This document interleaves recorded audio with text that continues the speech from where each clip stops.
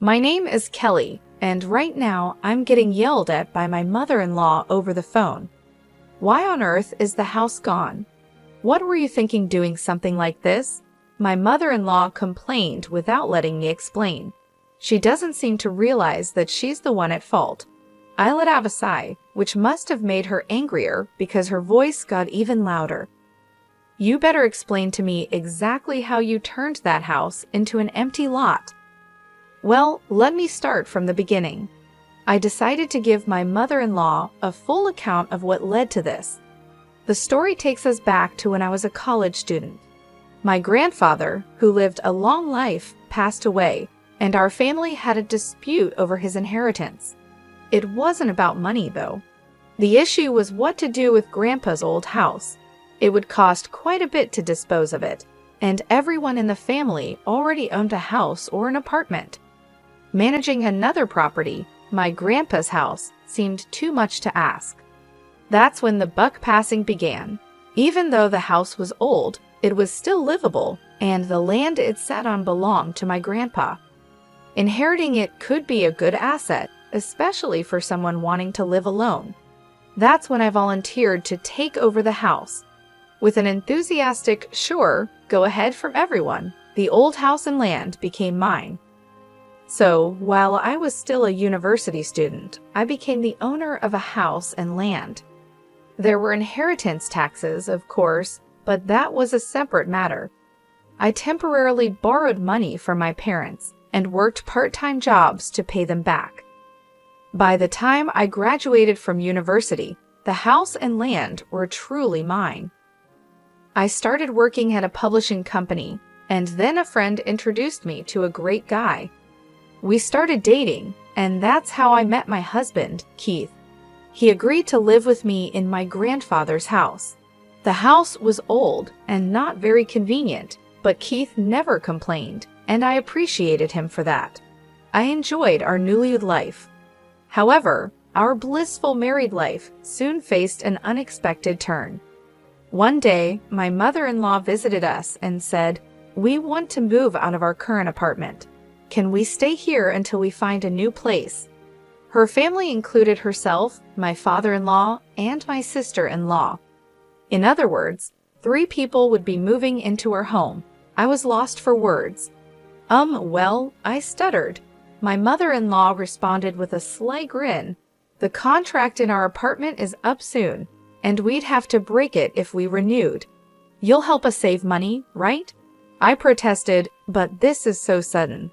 She continued, "I'll help with the housework. Sounds good, right?" Just like that, I was forced into living with my husband's family. Luckily, our house was spacious, and we had rooms to spare, so there would be no problem accommodating everyone.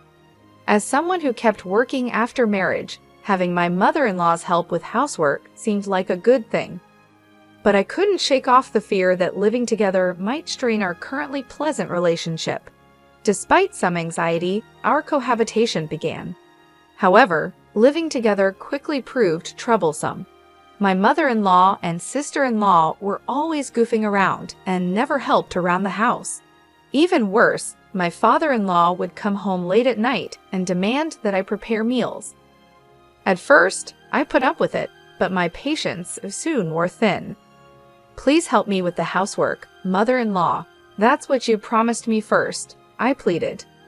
"Did I?" She feigned innocence. Then my sister-in-law chimed in, "How dare you talk back to your husband's parents? You're so insolent for a daughter-in-law." "But this is my house," I argued.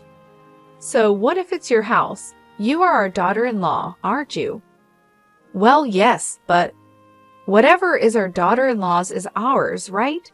I was too shocked to reply. In the end, my mother-in-law and sister-in-law continued their ways. They partied all the time and never helped around the house. I tried talking to my father-in-law about it, but he said, "You are our daughter-in-law. You should respect us." Nothing good comes from a daughter-in-law defying her in-laws. It'll end in divorce, and you'll be thrown out. My father-in-law seemed to be under some misunderstanding. If I were a stay-at-home wife without a job, I might worry about life after divorce. but I have a job and own assets like a house and land. Being told to divorce doesn't bother me at all. Besides, whether to divorce or not is something my husband and I should decide, not my in-laws. I was annoyed, but there was no point in arguing. I realized they wouldn't listen anyway. I'll have them leave, I muttered to myself. But it wasn't that easy. When I brought up the subject of moving, both my father-in-law and mother-in-law would change the topic. They'd find reasons to keep delaying leaving. Thinking it was strange, I consulted my husband. Do you really think they intend to move out? Now that you mention it, they do seem to be dragging their feet. I don't like the thought of them staying here indefinitely. They might have a reason. We should look into this. Yeah, let's ask our private detective friend. So we decided to get some help. We wanted my mother-in-law and sister-in-law out, even if we had to pay for their move. That was my first wish. About a month later, one day when I was about to scold my mother-in-law for still not doing anything, she came out with this first. Kelly, I want to apologize to you for always causing you trouble. Apologize. Why don't we take a family trip together? That was her proposal. After moving in, my mother-in-law and sister-in-law had done nothing and left everything to me. Now, they seemed to regret their behavior and thought they should apologize. It seemed they discussed and concluded that a bonding trip would be the best way to make up for it. Needless to say, I thought if they felt that way, they should leave. But it was hard to complain to someone who was being humble. I decided to take a calm approach. Maybe we both have misunderstandings. It might be nice to go on a trip. Do you agree? My mother-in-law was so happy. Then my sister-in-law added excitedly, we were thinking of an overseas trip. Where would you like to go? Anywhere is fine, I replied. We'll decide then, she said. Suddenly, my sister-in-law interrupted herself and turned to me with an apologetic look. See, we don't have any money right now. Huh? You don't have money. They had no money but proposed a trip. Really, they were exasperating. Saying they had no money could only mean one thing. As I was thinking this, my sister-in-law said, could you lend us some money? Just as I was about to refuse, my mother-in-law said something unexpected. Your dad is retiring soon, so he will get a retirement bonus. We can pay with that. You just have to front the money for now. By dad, she meant my father-in-law. Given his age, his retirement was indeed due. Moreover, the retirement bonus wasn't just a guess. It was a guaranteed sum of money that would surely come.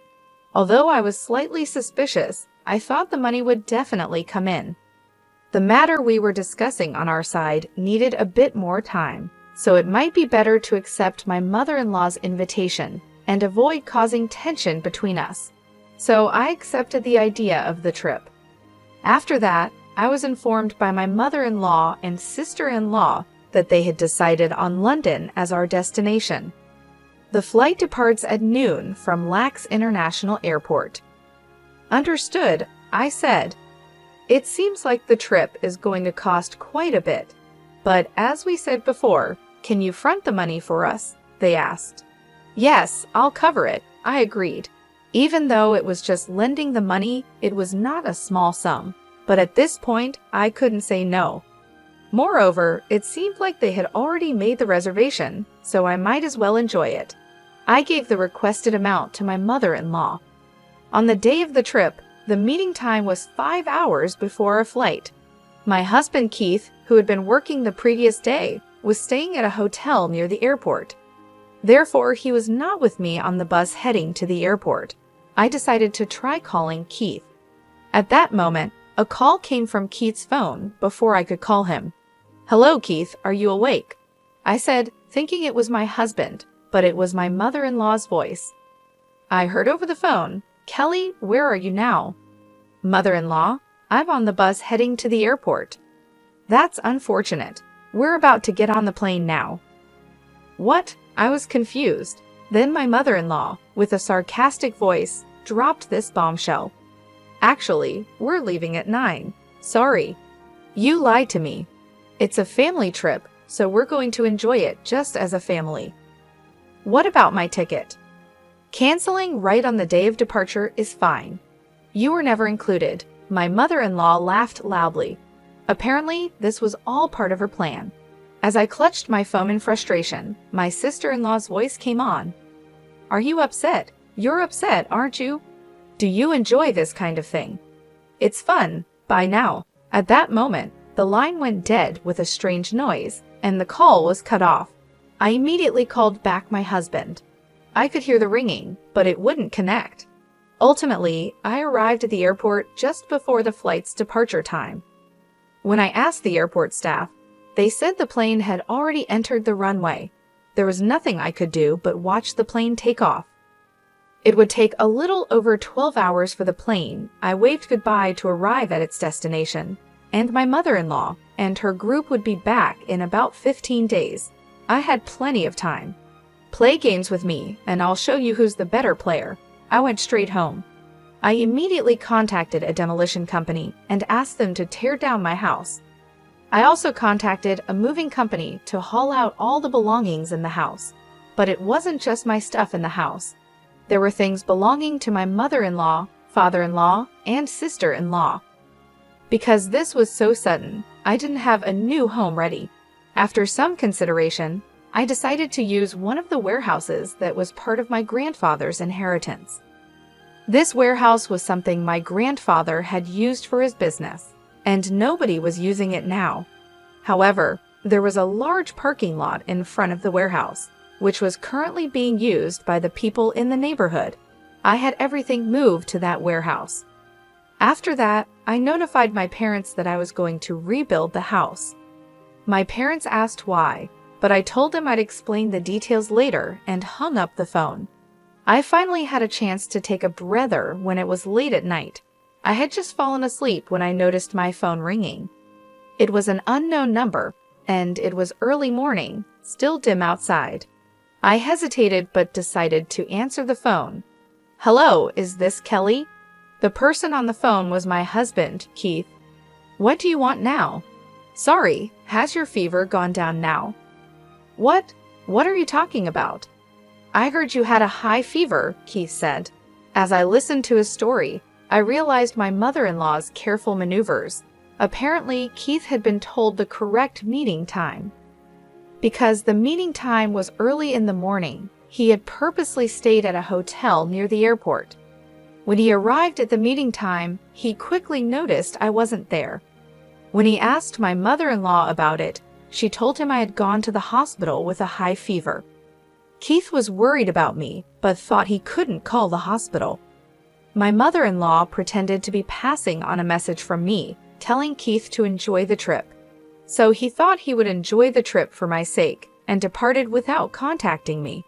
But my mother-in-law knew Keith would call me eventually. She called me on Keith's phone just before departure. After they had riled me up, my sister-in-law pretended to accidentally break Keith's phone. Keith believed her and forgave her on the spot. But during the flight, he realized something was strange and called me as soon as he arrived at the hotel. You've got to be kidding me. Even my sister was in on it? What the hell are they doing? Keith, are you mad at what they did?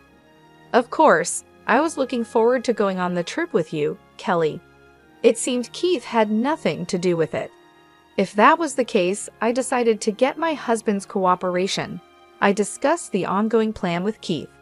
So that's how things are moving, I said. I see. That sounds interesting, he responded. I've prepped everything. Keith, you just need to act like you're enjoying the trip. Understood. I have one favor to ask, though.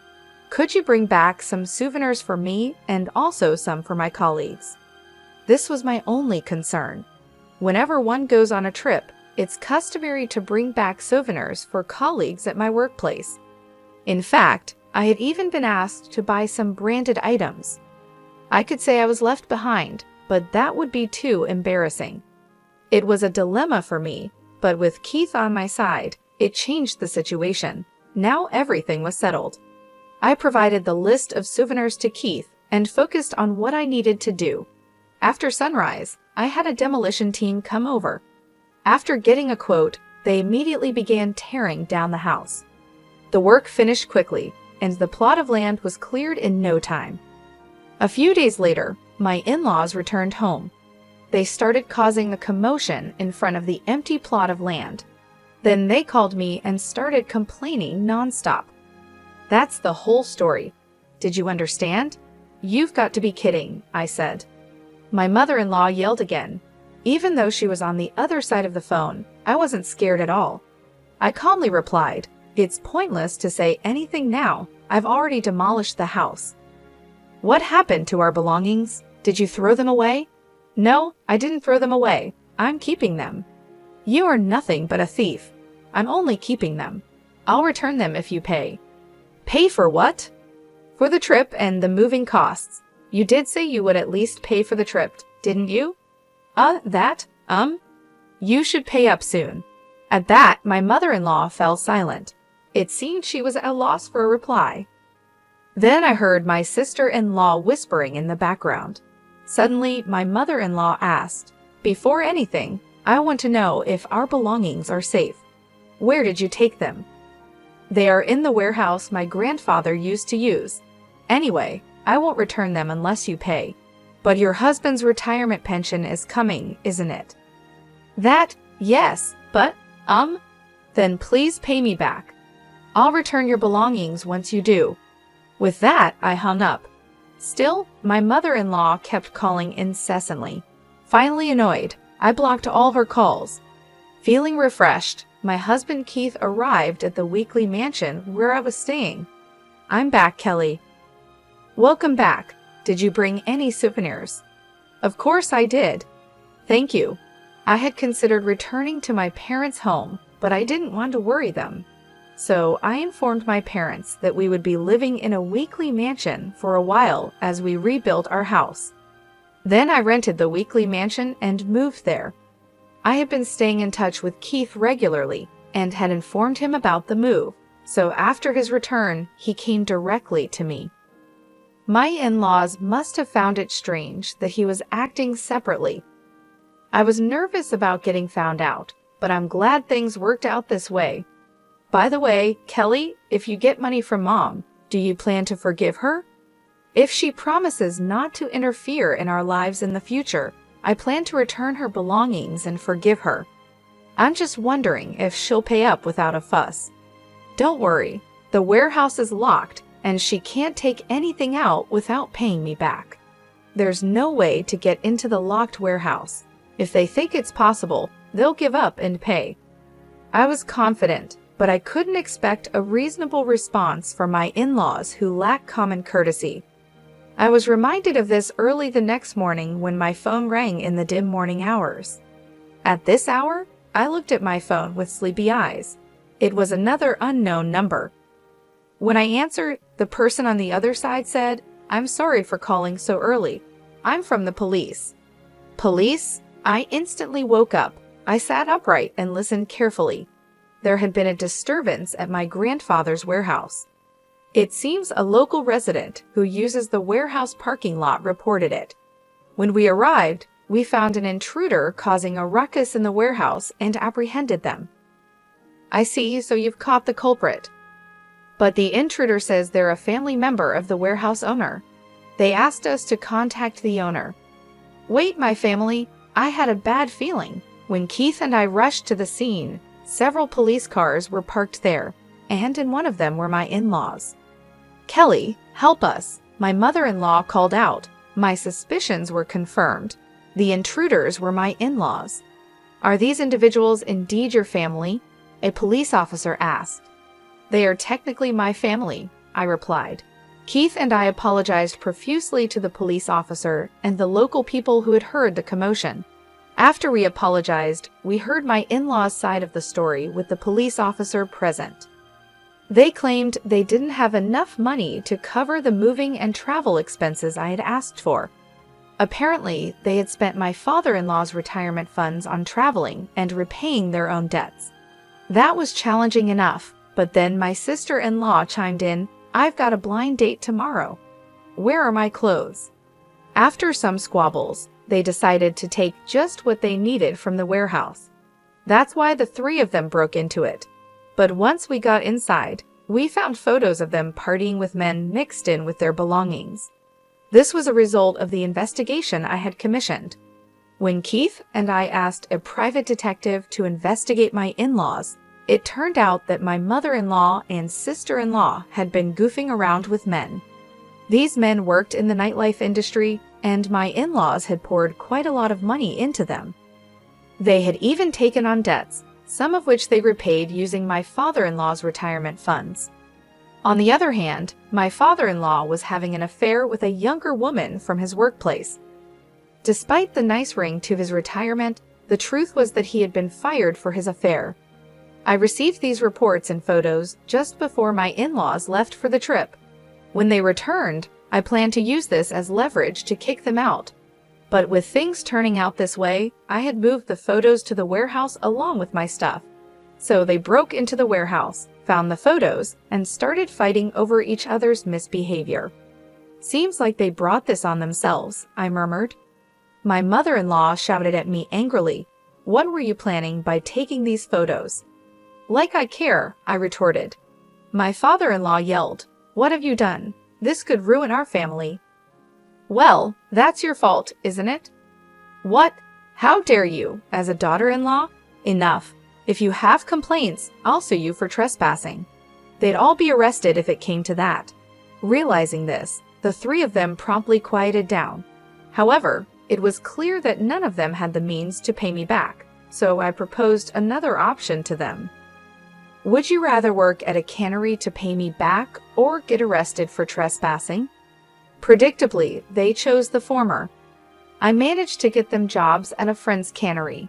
They're working there every day now, earning the money they owe me.